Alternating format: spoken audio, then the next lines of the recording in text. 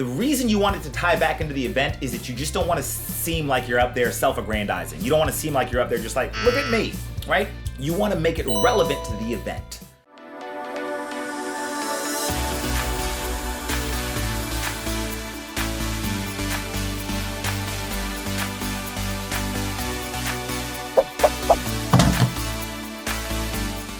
Hey everyone, what's up? Devon here, and in this short video, I'm going to talk about one of the hardest things for speakers or event hosts to do, and that is stalling for time, or another way of saying it is speaking impromptu, right?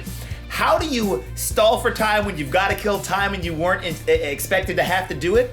And or how do you speak in an impromptu fashion, especially when you weren't expecting to have to do it?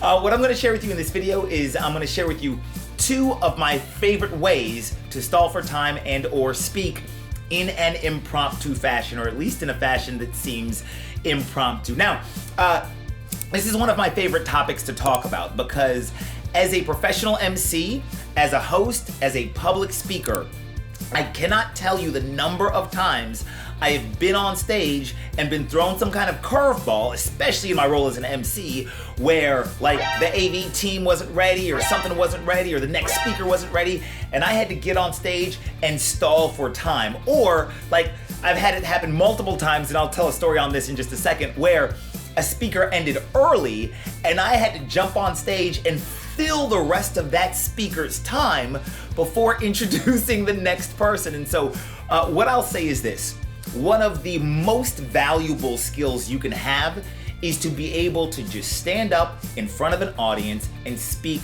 off the cuff, right? And just stall for time as much as you need to. And that's what we're gonna talk about how to do today. And I'm sharing this information not because I read it on somebody else's blog or something like that. This is actually the stuff I do on stage. I travel to hundreds of events, and I've been on stage countless times, and I've hosted some of the biggest conferences and seminars in the world. And this is what I've actually learned to do from my time on stage. So let's jump into it. So here are the two ways to stall for time or speak impromptu. The first way is audience involvement. Write that down. The first way is audience involvement. The second way is what I call using a story bank. So the first way, audience involvement. Second way, story bank. So let me give you a quick explanation of each of the ways, and then I'll give you examples of how to use them. So audience involvement is just like it sounds.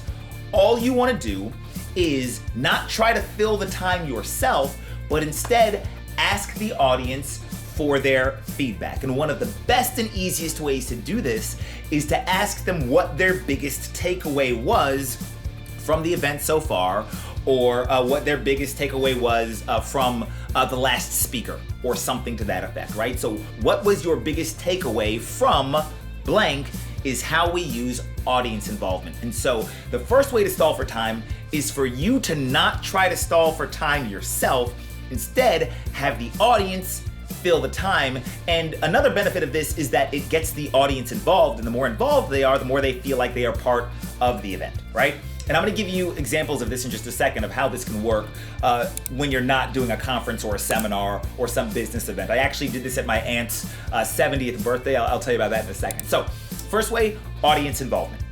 The second way to stall for time or to speak impromptu is by having what I call a story bank, B-A-N-K. It's a bank of stories or anecdotes that you can pull out and use at any time. Now, the key to this is that the stories that you're telling have to be able to match whatever the theme is of the event, right? So a lot of the events I do are about business or success, right? And or entrepreneurship, things of that nature. And so a lot of the stories that I have in my bank are about times when I have persevered or times when I broke outside of my comfort zone, right? And so one of the things that you'll want to do is you'll want to start thinking to yourself, man, what are some stories that if I had to kill 3 minutes, 5 minutes, 10 minutes, that I could tell And then at the end of the story, I could tie it into the theme of the event, right? If the event is about inspiration, how can I tell them about something that happened in an inspiring way to me or to my family or to my brother or whatever, right? The reason you want it to tie back into the event is that you just don't want to seem like you're out there self-aggrandizing. You don't want to seem like you're out there just like, look at me, right? You want to make it relevant to the event. So what are stories you can tell that have to do that, or that you can pull out of that story a really good piece of advice or a theme or an idea that's likely in line with the event, and have a few of those in your bank to pull out at any time. This is one of my secrets. So I have so many stories in my bank that if somebody just throws me on stage and puts a 5-minute timer on the clock, I can, pull out a half dozen different things and speak in a way that is relevant to the event. So let me give you examples of how this has actually worked for me so that it makes sense for you. So I was at an event several years ago, and there were about 3,000 people at this event. And the guy on stage had about 20 minutes left on his countdown timer. I didn't think he was gonna be getting off stage because, like I said, he had 20 minutes left. But what happened was I heard the audience clapping, and I look up and this guy's coming off the stage, and I'm like, oh my gosh. And so I had to run on stage, and now I've gotta kill his 20 minutes, right? I've gotta waste time for 20 minutes because this guy got off stage early, right? And that, by the way, people who are new at speaking will often end up rushing through their presentation and getting off stage early. So it happens quite a bit as an MC or a host. But anyway, so I get on stage, and the first thing I'm thinking to myself is, you know what? I've got 20 minutes to kill. My mind is frozen. Let's not put the responsibility on me. Let the audience feel the time. And so I go down into the audience and I say, ladies and gentlemen, give it up for such and such, right? Because we don't want to let them know that something went wrong. You cannot let the audience know that something went wrong, right?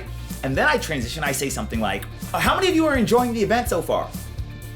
Right? How many of you are getting a lot from the speakers that you've heard from today? All right? So here, I want to see how many of you have been paying attention.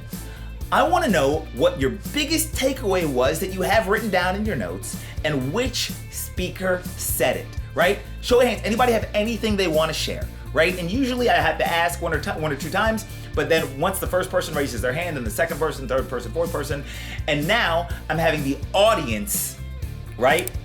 Getting them involved wastes the time that I need in a way that's productive and gets them engaged, right? So that's the first thing that happened at this particular event. Now, the second thing that happened is, like, after the fourth person, I was like, man, what that fourth person said actually reminded me, triggered one of the stories in my bank, and I transitioned out of what that person said into a story, and I was watching the timer on the stage, and that way I could time the story that I was telling that I already had prepared for just such an event, right? With when I needed to bring the next person on stage. I hope that makes sense, right? So that's a way of doing it or stalling for time at a business seminar.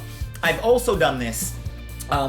I did this for my aunt's 70th birthday party. My cousin called me and she was like, Devon, will you come and host your aunt's birthday party? And I was like, I don't really host birthday parties, but your family, so whatever. And so I come and I host this birthday party, and my aunt was running late. And so I'm like, man, I gotta stall for time, right? I gotta be impromptu. And the first thing I did was I told this interesting story from my story bank. So before I went to the event, I was like, what stories can I tell about my Aunt Bev if I have to stall for time? And so I told this story about my Aunt Bev, and I was like, I remember back when my little brother and I, such and such, and yada, yada, yada. And I told the story, and they put a smile on everybody's face, and then she still wasn't there. And so I said, question, who here has a story that they want to share about Bev, right? And then got them to come and take the mic. And now I'm using the audience to fill the time, right? So that's it. This video is longer than I intended it for it to be, but I hope it's helpful.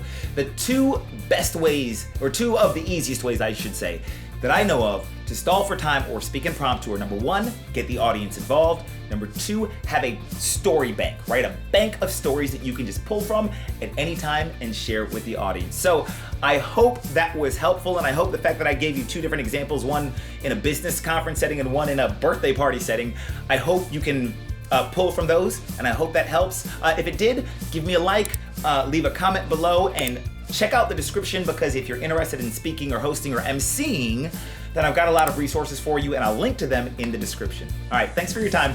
Have a great day. Bye-bye. Hey, Devon here. Thanks so much for taking the time to watch this video. Make sure to like, subscribe, and connect with me on social media. And if you enjoyed this content, be sure to share it with your friends.